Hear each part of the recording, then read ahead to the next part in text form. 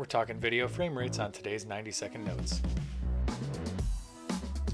So because of all the numbers and variables and the way that these things can be used, video frame rates can be one of the more confusing topics when it comes to video production. To get you started, basically 24 frames a second is the video frame rate that is kind of the gold standard. This is primarily because of the film industry. 24 frames a second came from the use of film way back in the day when they were trying to balance the cost of using film and processing film with the attempt at trying to get the most natural looking motion, and that kind of sweet spot landed right in the 24 frames a second range. Moving on to more modern times, there are going to be two different regions that are going to dictate what kind of video frame rates you generally use.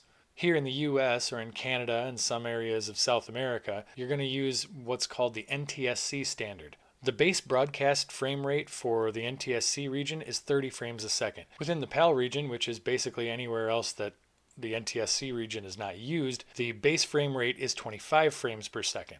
Now we start to get into special frame rates. And these special frame rates are used for special effects like slow motion or time lapse. These frame rates usually are 50, 60, or 120 frames a second. Those frame rates usually are used for slow motion type shooting.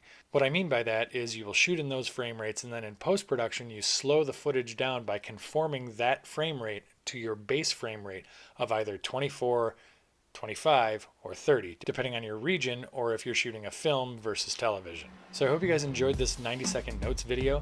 If you did, please hit the like button and subscribe. And for more information on this topic, check out my website at mikelazarecki.com/90second notes, where I go into a little bit more depth on this and other topics in this series. We'll see you next time. Later.